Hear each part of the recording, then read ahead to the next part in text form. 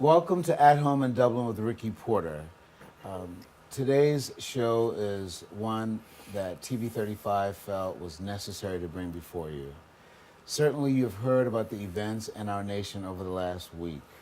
The death in Minneapolis, Minnesota, the death in Baton Rouge, Louisiana, and the most horrific events that occurred in Dallas, Texas. We know about the Black Lives Movement, or at least we've heard about the Black Lives Movement, and we also know about the need to do more with policing.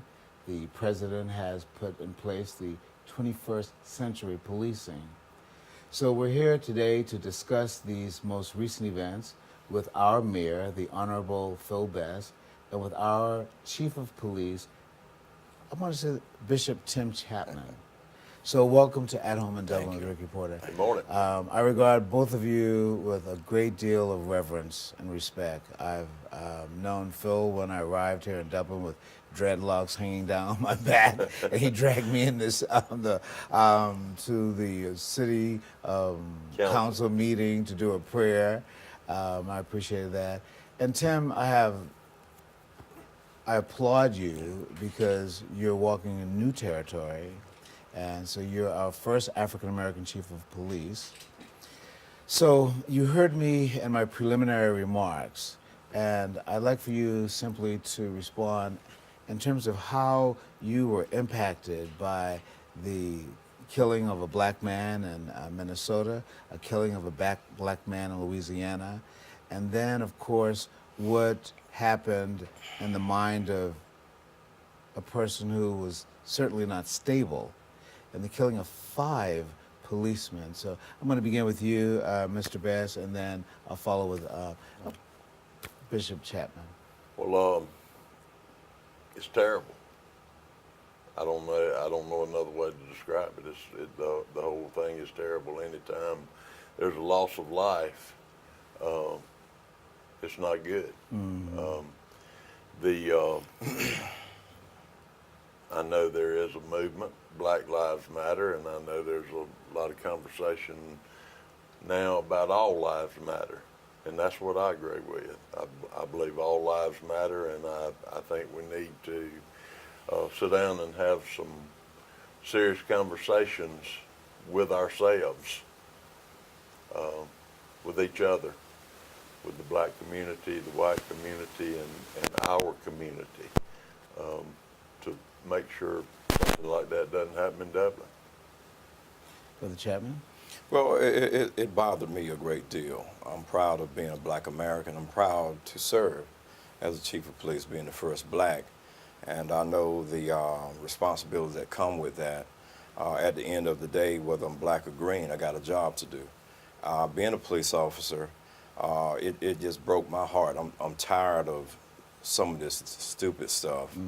But on the other side, you know, you have officers who gave their life that had nothing to do with Baton Rouge.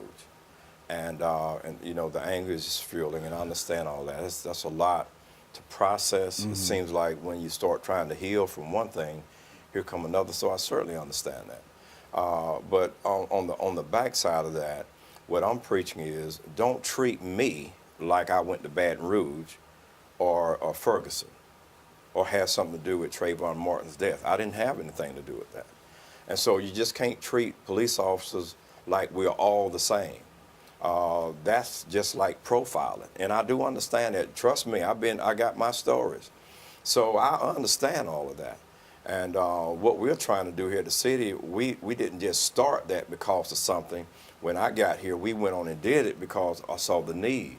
So we have all these initiatives, the Transformer program, to help these kids who've been in trouble. We have great success stories. We have raw data to show what we have done as a police department to pour into our community.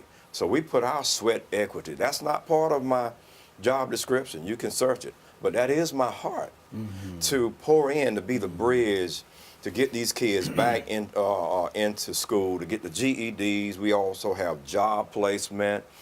We have application 101 that we teach. I spent money out my own pocket for kids who we got them ready for the interview, but they didn't have the clothes. We got donors giving money from the black community, the white community, the business aspect, and our 501c3 to help these kids. We got grown folks. It's not just for kids. The oldest one is 52 years old. I see that need. I'm from Dublin, Georgia.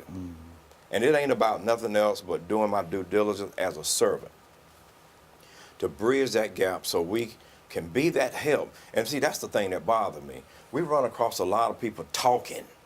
They want to be in front of the camera when something happened, throw the rock, hide the hand, but they're never part of the solution.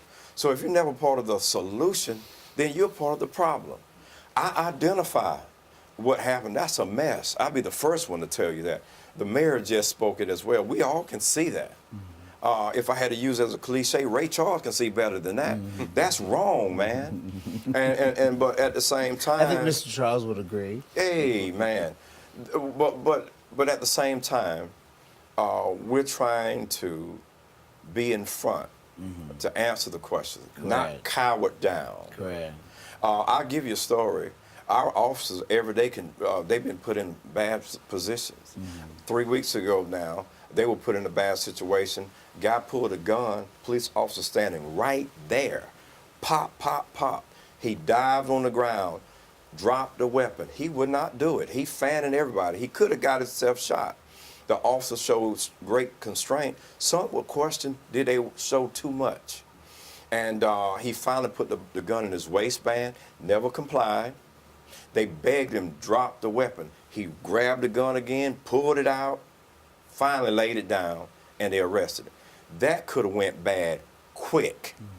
And these guys, they know my obligation for them to go home safe. Correct. Yeah, I heard about that incident. I'd like to dig a little deeper. What happened in Dallas, Texas, was a horrific event. Yes. The situation of African American men across the country being profiled and killed. For example, North Charleston, the man was running away, Right. and the videotape shows where the white police officer shoots him in the back, not once, not two or three, but several bullets. There is a basis for what's happening, and those of us who are in academia, who study, looking at empirical things as well as reading and knowing history, we conclude that we still have a problem with racism in the United States. And so I want your reaction to that. Do you think that racism is a root cause for what's happening in terms of the killings that are happening on both sides? And I'm not asking that you would define racism as such. We use the global definition where one race would regard itself as superior to another race, and therefore, based on that superiority, would oppress the person of a different race. We know that racism has been a legacy in American history, but we thought through the civil rights movement, the election of an African-American president, that we've made great strides, but we now see that ugly head rising up again. What is your reaction to the notion of racism being rampant once again in America? And either one of you may respond. I think we'd be lying to ourselves if we didn't say that it wasn't still an issue from both sides. I think you've got a lot of people in the world and in the country that are doing everything they can in their power to get above that and get that behind us. But then, yes, you still have racism on both the black and white side. The police officer thing, I would like to say, You know, when you think about it in terms of people, I know black men have been profiled for a long time. There's no ifs, ands, or buts about that. But when you look at the incidents that have happened, and even though they are horrific, when you compare that to the number of police officers you have in the country, and you think about all of the police officers that I see on a daily basis here in Dublin, Georgia, that go above and beyond the call of duty to try to prevent being discriminatory or try to love each other and love their community. I wonder how much of it, and I don't want to downplay it, I really Correct. don't, but how much of it is, you know, if we just cut the news off, if we cut Fox off and we cut CNN off and we cut CBS off, how much of it would be a problem then? I mean, or would it be a bigger problem? That's the question I have, not an answer. I feel like the media helps us pit each other against each other. Whereas if we could sit down like we do on a regular basis Correct. and talk, I think that would solve a lot of problems. And I think that's what we've got to start doing more of. Mr. Chatman? Well, yes. Yes, racism is rampant. We all know that. No need to sweep that. I've never swept it on the rug. But actually it starts at the head of an agency or government. When you have people who love God and love people, it starts right there. You can weed that out, and you cannot afford to keep negative retention, or if you have a person on your staff that you know is doing this, you got to deal with that issue. Because one bad apple will spoil the whole bunch. And you got to just address it, but at the same time, treat people individually. All white people aren't racist, all black people aren't racist. Yeah, there's some out there, black and white, everybody. But when you're dealing with from a black and white standpoint, yeah, racism exists, bottom line. And it's going to take, and I would hope it's more of the good people that can work together versus, you have a percentage that really drives that thing, that really refuse to change and to sit down and have these conversations. Because at the end of the day, all of us bleed red, but what's prohibiting us from seeing that is the issue.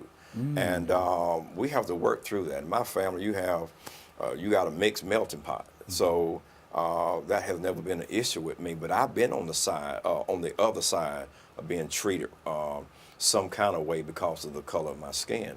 We all got our stories with that. But at the end of the day, just because somebody treat me like that, I'm not going to be that person. What somebody do to one another or what you do to me says more about who you are than what you're trying to do to me. And so you got to have your head on tight to take it all the way to make it better for the next generation. Yeah, I have 3 specific questions that I do want to pose to each of you. Actually, a specific question to you and a specific question to you, and then another specific question to you. But before I do that, I do want to explore this subject a bit further. We're visiting with the Honorable Mayor Phil Best of Dublin, Georgia, and the first African-American Chief of Police, Tim Chatman. TV 35 felt it was wise for us to bring before you immediately information, concerns, sentiments regarding what has happened across our country over the last week in Minnesota, Texas, and Louisiana. We'll be back with you in just a moment.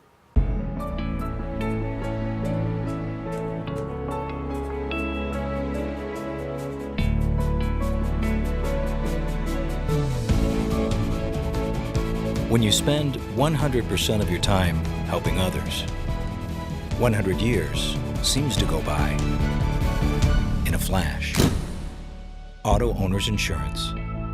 Curry Maffett Insurance Agency in Dublin is your local independent auto owners insurance agency. Welcome back to At Home in Dublin with Ricky Porter. We're visiting with the Honorable Mayor of Dublin, Phil Best, and Tim Chatman, the Chief of Police. Before we took our break, we dealt with the subject of racism, and I wanted to explore that a little bit more, and I'll tell you why. Too often we define racism looking at the acts of individual racists. One bad apple can spoil the whole bunch. For example, a person has done something that demonstrates racism. But those of us who have studied the subject of racism, both historically and sociologically, we define racism beyond individual acts. We define racism as beyond what individuals do. We now look at racism as systemic. It has to do with institutions and policies. For example, in the early days, the Dred Scott decision by the Supreme Court, where the justice said that African Americans weren't human beings, that they were 3/5 of a human. That was a legislative action. When the Civil Rights Movement began its work, it had to bring about structural changes in the law because Jim Crow law had set in place motions such as black people can drink from this fountain, black people can drink from, use these kinds of restrooms. So when you have law that is designed to bring about racism, and when you have a policy that is designed to engage in racism, you have structures, legislation, and institutions. So racism goes way beyond just what an individual will do. So give me your reaction to the notion of racism as being systemic and being embedded in our structures and our institutions. That's why we had segregated schools. It was a matter. That's why Brown versus the Board of Education was a legislative action to have to change the system. So do you think that racism is just in the gut of the American system and it's not just about what an individual will do? Therefore, we have to deal with racism structurally. And I'll tell you why I push it and then I'll pause. You know, you and I had a conversation, Phil, where I disagreed with the action that was taken by the city council, and I don't know what your position was, but it was an action that had penalties for young men who wore their pants sagging down. A legislative action happened there. And I understand that that was brought about by people of color in the city council. That didn't matter to me. The point that I was making was, here was another law being put in place that penalized primarily African American men. I felt that that matter could have been dealt with more by moral persuasion from our churches and from our civic leaders. I don't necessarily want to deal with that law, that ordinance that made Dublin a national topic for a little while. I'm dealing with the fact that when we talk about racism, we're talking about policies, we're talking about institutions, we're talking about structures. And so I'd like to get your reaction on that. And I'll start with you, Mr. Okay, Chairman. now, you want me to reply on the pants sagging or? No. Okay. The pants sagging thing, I only brought up Okay. as an example. You may agree with the legislation, I don't. But that's neither here nor there. Okay. I only brought that up as an example of how we legislate actions that penalize people of color, whether that's inadvertent or not. Sure, there are white men that wear their pants sagging down, but the majority are African American men. Okay. Well, I'll answer your question. The laws are, when they're put forth, my job is to enforce the laws. Correct. You know, when you look at certain things, when you say racism embedded in laws, I would say, you know, you look at it, everybody has to abide by the laws, period, no matter what race you are. When you were talking, I was trying to remember something to relate to that, to give you a good example, and I thought about Ferguson's. Ferguson, if you look deeper, the system is all flawed. You know, targeting individuals just to get a fine, and majority was African Americans. And those that was written, and according to the FBI report, it showed some from the white community was let go, and the black community was paying the brunt of the tickets, and that the government was set out for that. Now, when you have that type of mindset, you're already behind the 8 ball. That is something bad wrong with that. You got to read the whole report, not just one part of the report. Sure, they did not represent the community, and we're working on that even at the police department to have that representative where it should be.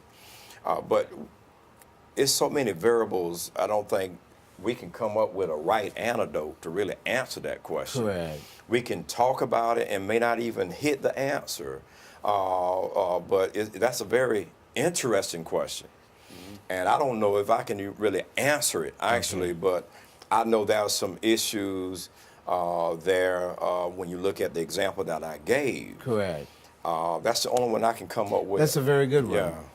Well, Mr. and Mayor? I agree. You know, to answer your question, I think yes, you're right. I think there are policies and laws in place that potentially are in the back of people's minds or in the front of their minds due to racism. The only solution I think we've got there, though, is to identify those and try to correct them. I mean, I don't think we can. I mean, I know you're right, and I'm sitting here trying to think of an instance, which I probably could if I thought hard enough. But I think that the thing again is we have got to identify those and sit down and say, all right, now this is why we think this. This is why we think this is a racist policy. Correct. And then if it's found to be true by all of us, then let's correct that action. Very good. But again, it boils down to talking, you know. We're visiting with Phil Best, the mayor of Dublin, Georgia, and Tim Chatman, the chief of police for Dublin. I have a question that I do want to present to both of you, and I'm going to ask that you would respond to this question directly to our TV audience, and it's not a trick question. If you had the opportunity to speak to your colleague, the mayor of Dallas, your colleague, the mayor of Baton Rouge, your colleague, the mayor of Minnesota, during this time, what kind of word of encouragement would you give them as the mayor? And you pause for a moment. Okay. And Tim, as chief of police, if you had the opportunity to speak to the chief of police of Dallas, the chief of police of Minnesota, the chief of police of Baton Rouge, what kind of word of encouragement would you give to them during this time of crisis? Okay. And either one of you, let's start with the mayor. Okay. I would tell my colleagues, first of all, that my heart and my prayers are with you and your community. What's happened in your community is terrible. I can sympathize with you because any community in America is just a heartbeat away from the same thing happening to them. I would say if there's any support we can give or what, again, I know I go back to this again, but I think communications is the key. We've got to sit down and talk and sit at the table with each other, and let's see what we can do to resolve these issues. Thank you. I would say that to the chiefs that, number one, that they're not in this by themselves, and I believe the community supports the job that they're doing.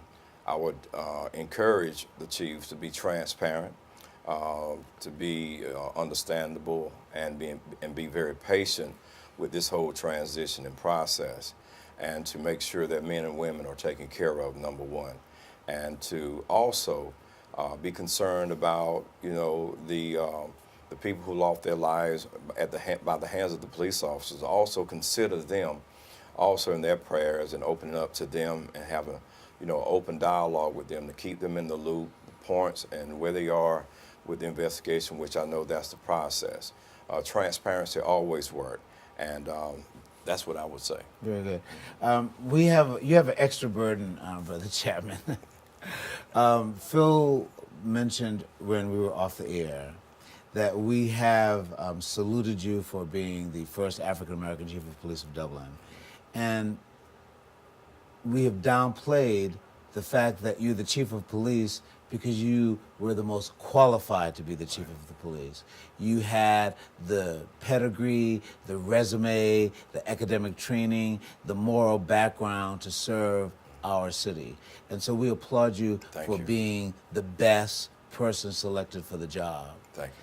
But the extra burden that you have, you're also a clergyman. There aren't many chief of police around the country who also wear the banner of being an ambassador for Christ. And do you feel a double burden with that? And how did you address the situation that went across the country this week in your pulpit on Sunday? So first, do you feel an extra burden? And then secondly, how did you address the subject on Sunday in the pulpit? Of course, I feel an extra burden.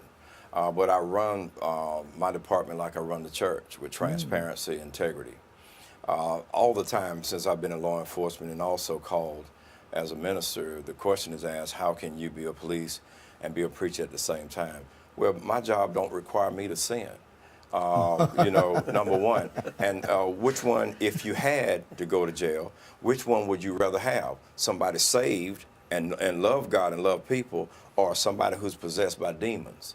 I would have rather have somebody, if I had to go, that somebody loved the Lord, not going to shoot me if I'm reaching for my pocketbook or whatever, So that's my heart, man. And all this extra stuff that some of these officers are doing, you don't have to really do all that kind of crazy stuff. Be yourself, put God first, and treat people like you would want to be treated. Number one, we know that sometimes you got to put your hands on people. I love God, but I'm not going to just stand there and let you hurt me. I got a job to do. And so how did I deal with this on Sunday? Number one, majority of my congregation was tearing my phone up, praying, saying, we're praying for you, covering you. Some of them ain't quite saved yet. They said, nobody better not put their hands on my bishop. That kind of stuff, which is kind of hilarious. But you want that when you're going through something. You want the public to stand up and say, we got your back. Yes. We know that you all aren't like that. That's what I want to see. Okay. But I was very transparent, and I preach like that. I'm very transparent. I'm not one of these pastors who act like I've never done nothing wrong. If that's the case, Lord have mercy. I've done a lot wrong. I'm not like everybody, try to powder puff it. The holier than thou's, walk on water. You just knocked your halo off. Right. That's how I am. Whatever you see of me, that's all you're gonna get. The people who really know me, man, I thought people who really was in my corner, I've seen the betrayal. That's very hurting. Right here at Dublin, the ones that you thought was right there when I was sworn in, I thought they had my back. Oh my God. When things didn't go their way, they got a ticket, I didn't do anything about it. Okay, now they show me the other side. But that's part of the course, but you gotta love them anyway. Correct. Again, my grandmama would say that shows when a person shows you who they really are, they aren't lying. And so that's part of the process. You got to walk with that. But that makes me who I am. In the book of Exodus, the Bible said in chapter 1 that the more that the Israelites was afflicted, the more they grew. And so the more you go through something, through the affliction, the more you grow. And so whatever the devil meant for bad, always work for your good. But let me get back to your question. I was very transparent with my congregation. I don't know what stance you take. I respect your opinion. But at the end of the day, all police officers aren't bad. Don't treat me just like I said earlier, like I went to Ferguson or wherever, Baton Rouge. Those officers in Dallas didn't do anything. They were just trying to do something peaceful, and 5 died, 7 wounded. Correct. Don't ruin your life trying to get back or payback by trying to shoot at an officer and end up getting shot or going to prison for the rest of your life and ruin your whole family's life and legacy. Deal with it the right way. It is our right to gather, and to voice our opinion. That's our right, to assemble. Nothing wrong with that. But don't cross that line to take a life because of you're angry. Very good. Handle it the right way. Correct. May I say one thing? Yes. That's why Chief Chatman has the entire city council's support. Well, we've been visiting with Phil Best, the mayor of Dublin, and Tim Chatman, our chief of police. Landmark Cafe and Market is located in the historical skyscraper in downtown Dublin and is open Monday to Friday, 10 to 3. Enjoy freshly made specialty salads, sandwiches, paninis, and wraps, along with Landmark Cafe's delicious side items. Everything is freshly made, including an assortment of bakery goods. Landmark Cafe will provide corporate deliveries of 10 or more entrees. Call 277-0160 for your deliveries and takeouts. Enjoy a fresh and healthy meal with your friends and co-workers at Landmark Cafe and Market, located on the first floor of the historical skyscraper in downtown Dublin. We hope to see you soon. Welcome back to At Home in Dublin with Ricky Porter. We're visiting with Phil Best, the Honorable Phil Best, Mayor of Dublin, and Mr. Tim Chatman, a brother that I've gotten to know and have a great deal of respect and admiration for. I'd like to begin with you, Mr. Chatman. I mentioned that the president has a commission that has put together 21st Century Policing. I'd like to know what is going on in the police department in Dublin that takes into account the need for more community policing, the need for a police force that is diverse. Would you respond to what's going on? Sure. You know, when you start talking about this new concept, you have traditional law enforcement, which is what we call the antiquated, the old type way of policing. Then you have the modern day. The tradition is more robotic, more military style, you know, more. That's the kind that really don't work in this era. The modern is more community, soft hand, etc. But the officers trained to make sure they know how to transition between each one. We have at the police department here in Dublin, which I'm proud, number one, of the work that our council, our mayor has poured into our department, as well as trusting me to do this. And our men and our women of our police department, we are diverse, and we're always looking for best practices to be better. We're not perfect, but we're striving for perfection. We have been aggressive with pouring into our community.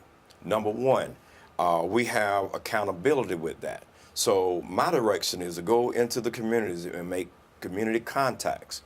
Our crime suppression have to give a report how many community contacts that they've made being in the community, as well as our uniform division. We have our CAD report. And is CAD an acronym? Right, it's a Community? it is something through 911 that is totally different. So the integrity is with 911. I can't go in there and manipulate how many times our officers make contact. It stands for itself. In our businesses, they go in our businesses like, I don't want to call an industry, but any place that they can walk around, grocery stores or whatever, hardware, etc., and make contact with the business owners, the people just shopping, to show that we are not just talking, but we are holding our feet to the fire. So this is called community policing? Right. All this is the aspect. The problem with our law enforcement, we talk community policing, but they don't have the definition for it. And so we're doing these things, and we're proud of what we're doing. And it's my job, it starts at the top, to make sure that our lieutenants and sergeants and corporals, etc., are doing their jobs, and we'll hold our captains or majors and captains' feet to the fire to make sure that we're doing what we're supposed to do. Now, with all of that, we have several initiatives. I talked about the Transformer program, and please call me at the Dublin Police Department. Will you have any And what is that number? 277-5023. Ask for me in particular, and that's my job. I know I'm busy, but I'm not that busy to stop to make sure I can change a life. So please call me at any time. Now, the Transformer program, we talked about that. It stands for what it is. But we also have the Take It Back initiative. If you go to our chamber, some of our banks, you can see several that donated money for the signs, and there are several donors that didn't want their names on there. And I respect that, but I applaud them for their own money out of their own pocket to pour into the Take It Back initiative. Now, what is the Take It Back initiative? Good question. The Take It Back initiative, when I came here, I thought it was very important to go into the communities. One in particular where I started the process was the Rutland Drive community. And I was standing there talking That's the with... Telfair area? Rutland Drive? Somewhat off Yeah. of Telfair. Saxon? Yes, sir. And so they was telling me all about what was going on in the community, and it seemed like they was blaming the police for everything. And that's the thing now, punch the police. They're the problem. But when I listened to them, I said, well, who live in this community? The police don't live in this community. You live in this community.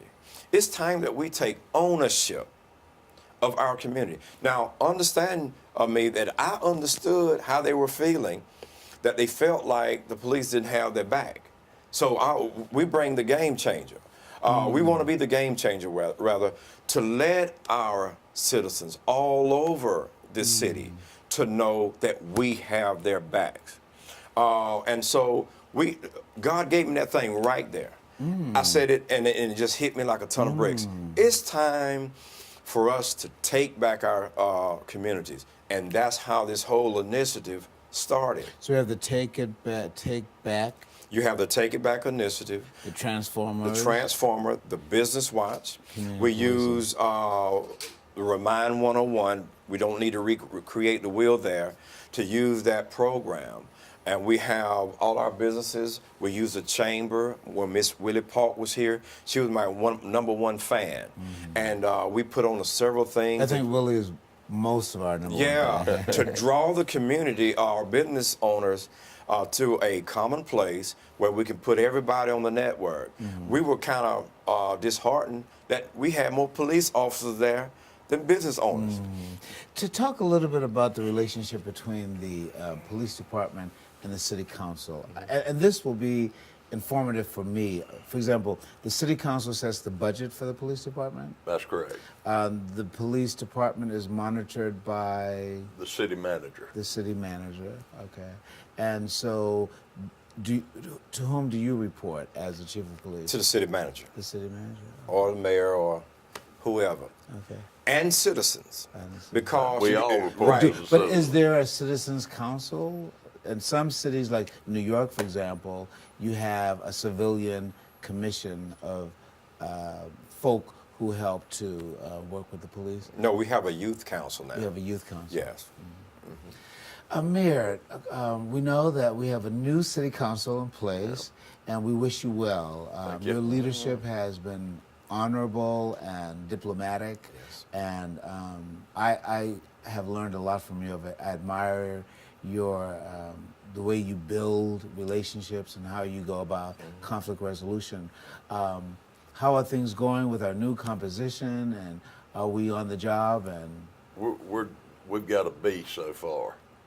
Anytime there's change, folks have to learn each other. We had Miss Drigger, who was on the city council for 25 years plus, and Lord, I'd be lying if I didn't say I missed her. Yeah. I mean, she was my mentor.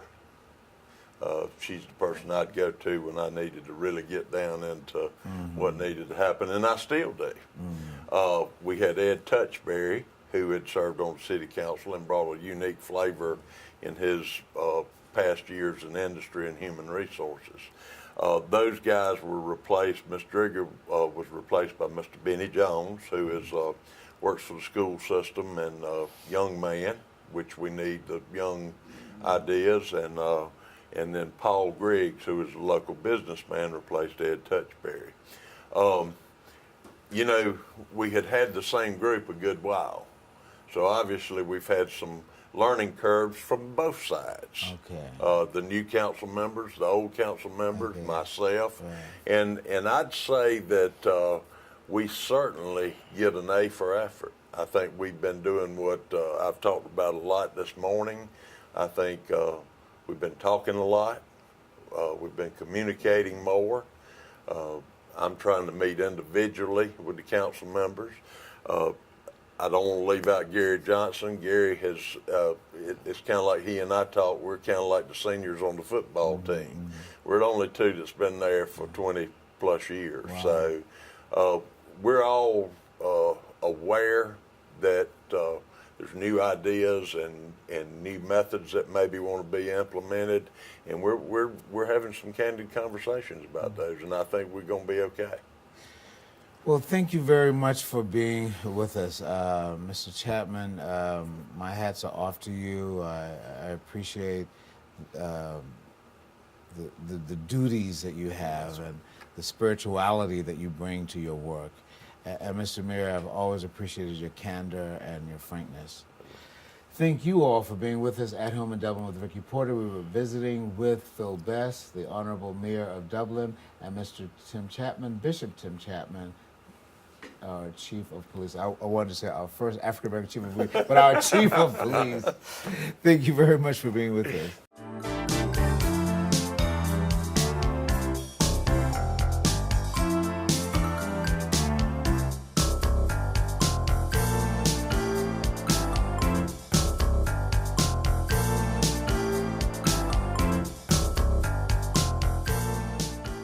Hello, I'm Nikki Michael. I'm a registered nurse with Integrity Hospice. I'm fairly new with this company, just for about under 2 months, but I have worked in hospice for several years. My favorite part of the work I do with these patients is the level of gratitude and thankfulness that I feel from the patients and their families, and the close personal connections that we all get to have with one another, whether it be a patient's family, the patient themselves, and the coworkers that we spend our time with every day. And at Integrity Hospice, we're here for you and your family 24 hours a day, 7 days a week.